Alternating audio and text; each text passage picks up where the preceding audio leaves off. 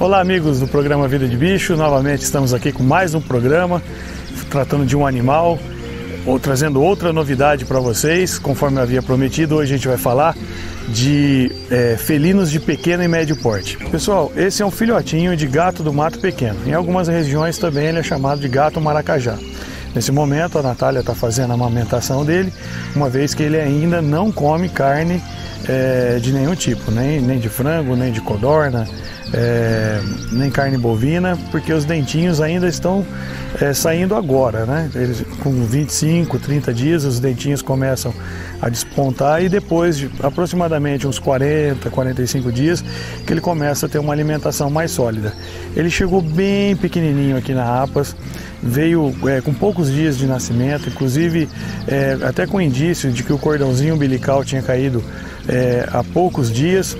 Aproximadamente ele deve estar em torno de 30 dias, né? Ele está mamando muito bem, já dobrou a quantidade de peso dele, né? Já tem até um acúmulo de gordura já na região abdominal, e ele foi socorrido por um colaborador de uma usina aqui da região, que tem contato com a APAS, e esses colaboradores, quando estavam fazendo a colheita da cana, se depararam com esse filhotinho abandonado no canavial, que é a máquina, onde a máquina colhedora de cana estava fazendo o corte. Então, assim que eles detectaram a presença desse filhotinho ali naquela região, eles pararam os trabalhos com a máquina e toda a equipe começou nesse exato momento a procurar por mais filhotes, né? Para ver se talvez não teria sido atropelado ou se ainda tinha mais filhotes perdidos na palhada da cana. Mas após uma minuciosa vistoria no local, eles perceberam que não tinha outros filhotes ou a mãe por ali ferida, e aí socorreram, colocando ele numa caixinha dentro de um paninho dentro da cabine do caminhão. E assim que foi possível, eles fizeram a condução desse filhotinho até aqui a APAS, ou seja, foi socorrido bem rápido, então a chance de recuperação dele foi maior, e agora ele está aqui com a APAS e filhotes desse tipo. A gente vai reabilitando ele para uma possível soltura, embora é muito complicado soltura de filhotes desse tamanho, porque eles ficam muito dependentes de cativeiro, né? Eles dependem do carinho do tratador, eles dependem do afago, como está acontecendo agora, que isso é o que a mãe faria com eles após a mamada no meio natural. É preciso que estimule, né, o animalzinho a fazer o xixi e o cocô, por exemplo, como a gente está percebendo ali agora. Após o mamazinho, já automaticamente ele já começa a fazer o xixi e o cocô, e claro, na natureza a mãe estaria nesse exato momento, enquanto ele está sendo alimentado, a mãe vai lambendo ali a região anal dele para ele poder soltar o xixi e o cocô. Sozinho ele não faz, ele não aprendeu ainda, né? Ele não tem estímulo ainda voluntário para poder fazer sozinho, então isso tem que ser estimulado. Pessoal, esse é o viveiro intermediário. Então, depois daquele estágio que eu tinha falado anteriormente com relação à alimentação, mamadeira, estímulo, depois disso, quando eles já vão ganhando um pouquinho mais de tamanho, eles começam a vir para o viveiro intermediário. Esses dois exemplares é um macho e uma fêmea de gato maracajá, e eles estão nesse estágio agora. Colocamos um próximo ao outro, né? O de baixo é um macho e a de cima é uma fêmea, e a gente já colocou junto exatamente para isso aí, para poder acasalar, para um fazer companhia para o outro, para não ficar sozinho no mesmo viveiro. Estão se dando super bem, dorme junto, um aquece o outro, um compartilha a alimentação com o outro, e tem dado bom resultado quando a gente tem viveiro coletivo, ou seja, com mais de um da mesma espécie no mesmo viveiro. Então eles são super tranquilos, né? Eles estão mais sossegados agora nesse período da tarde, porque eles se alimentaram à noite. Aqui na APAS a gente costuma fazer a alimentação imitando mais ou menos o que eles vão encontrar na natureza e o comportamento deles em meio natural, que no caso felinos, eles se alimentam geralmente no período noturno. Então aqui a gente procura não trocar esse horário. Então assim, de manhã a gente faz a limpeza, a remoção daquilo que eles não comeram à noite, e somente a partir das 8h30, 9 horas, às vezes até 10 horas da noite, é que a gente oferece alimentação. Na natureza eles fazem a mesma coisa, eles passam a maior parte do tempo em cima de árvore, às vezes na palhada da cana, às vezes no meio de toco caído, no meio de pastos, às vezes em cima de árvores, nas forquilhas das árvores, dormindo o dia todo, e aí à noite eles saem para caçar. Às vezes passarinho que está dormindo nos galhos, às vezes frango, nas chácaras e sítios aqui nas redondezas da cidade.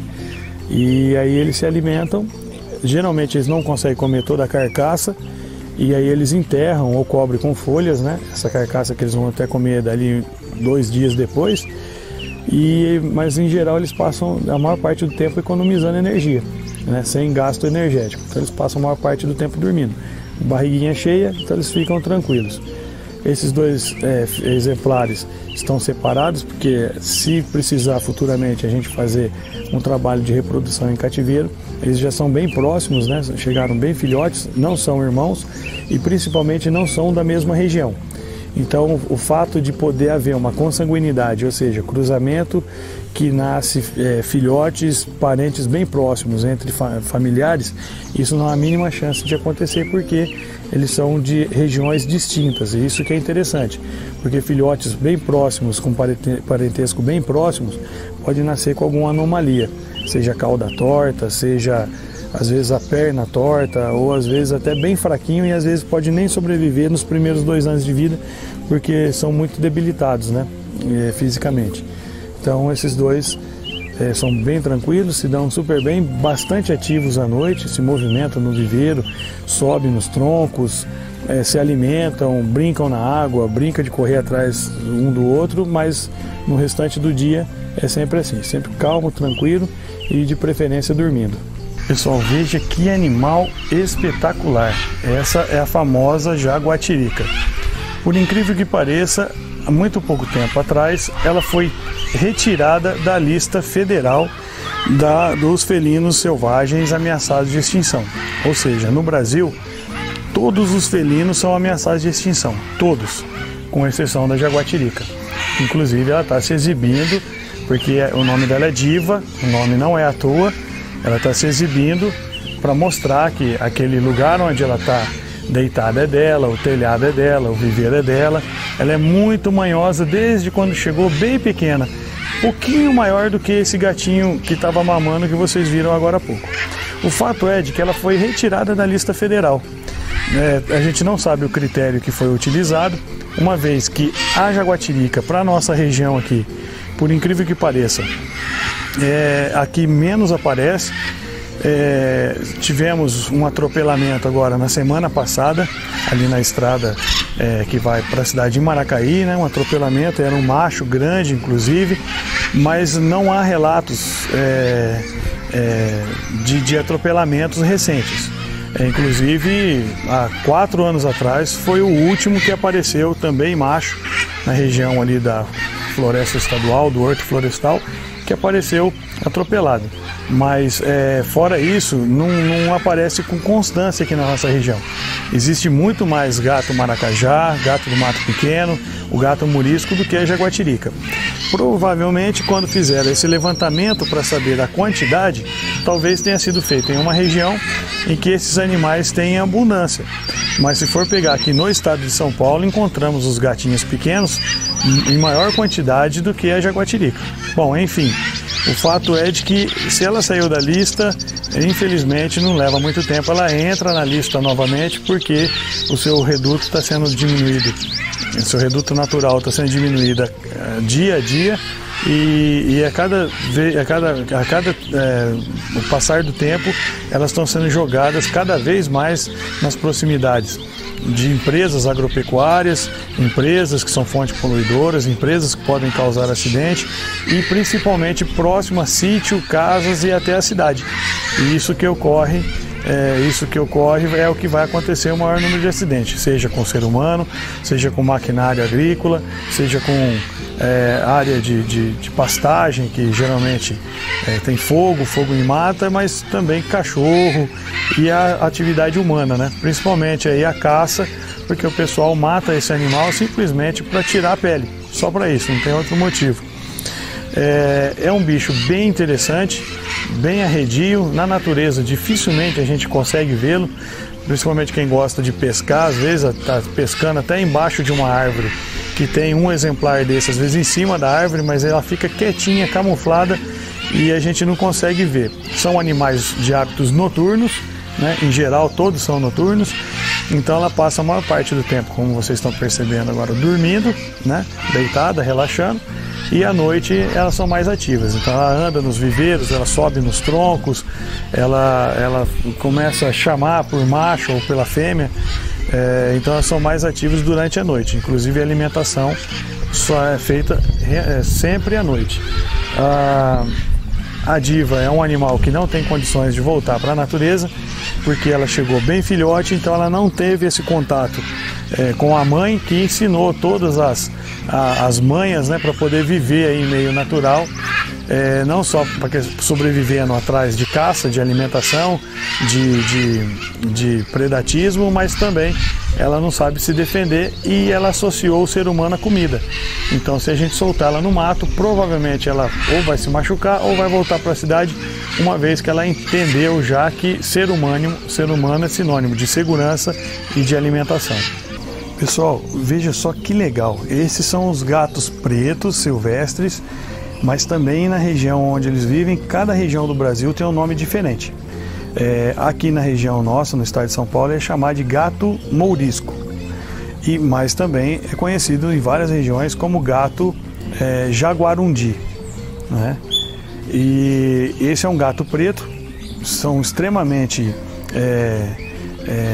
dóceis, mas também eles são bastante ariscos. Esses aqui, no caso, são 3 gatos jaguarundis que vieram até a APAS, sendo que 2 deles eram filhotes perdidos, né, em canaviais, e um que veio para cá, que foi acidentado com queimadura grave, inclusive. Embora agora já está se recuperando bem, a queimadura já fechou, né, então agora está até crescendo já os pelinhos no lugar onde machucou, e eles, por ser macho, a gente conseguiu colocar eles juntos. Isso é bom porque um protege o outro, e essa companhia ajuda também na reabilitação e no tratamento desse tipo de gato. É um gato muito difícil de ver na natureza, até por causa da cor ele se camufla com facilidade. Tem bastante na região, inclusive frequenta não só as imediações aqui da cidade de Assis, mas também frequentam a cidade mesmo. Já tem relatos aí, eu já participei da captura, inclusive pessoalmente, na captura de um exemplar desse, ali próximo, numa residência próximo ao Colégio Mais, né, próximo ao antigo diocesano, no Jardim Europa também, já participei de uma ocorrência ali, aqui na Assis 3, e próximo ali aonde hoje é o conjunto habitacional Colinas também, eu ajudei a capturar alguns exemplares ali. Ali também perto do aeroporto, mais precisamente ali próximo ao Gaudério, né? Também aparecia sempre ali naquela região, frequentando algumas chácaras que tem por aqueles lados ali. É um animal que esse é fácil de voltar para a natureza, porque por ele ser muito arisco, então eles dificilmente, depois que a gente solta na natureza, a gente consegue depois se aproximar deles. Eles são animais extremamente noturnos, são animais sorrateiros, né? Eles capturam presas aí, às vezes do mesmo tamanho, como galinha, galo, pato, come só apenas a parte ali do pescoço e do peito e abandona o resto. Às vezes pega também alguns roedores, alguns mamíferos de médio porte, como coelho, hamster, porquinho da Índia, e se for o caso, até pequenos cachorros de pequeno porte. Eles se viram bem na natureza. Mas a especialidade desse animal na natureza são 2 tipos de alimento que é bem comum, até porque tem aquela crendice, né, de que gato não gosta de água, mas eles são caçadores hábeis de peixes e comedores de serpente. Inclusive, o nome científico, né, Eirpyrilus jaguarundi, traduzindo aí para o tupi-guarani, meio misturado com o latim, quer dizer gato comedor de serpentes. Ele come, né, de herpetólogo ou herpetologia, são aqueles que cuidam de serpentes. Então eles são hábeis caçadores de cascavel, de jararaca, eles, quando eles abatem uma serpente perigosa, geralmente eles cortam a cabeça com os dentes, né, onde está condicionado o veneno, e comem o resto do corpo. Então eles se viram bem na natureza, e uma vez que você solta ele em meio natural, dificilmente eles retornam para a cidade.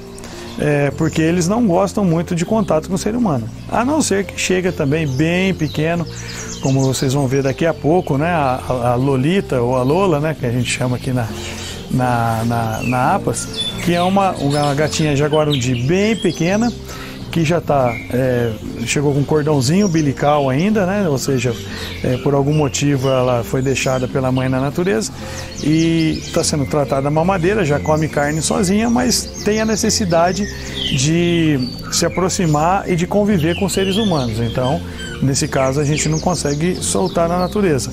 Mas esses que já vieram adultos e que já tiveram contato com o meio natural, que já sabe se virar bem sozinho no mato, procurar alimentação, sabe caçar, tem suas unhas, seus dentes em perfeitas condições, o sucesso na soltura é extremamente positivo.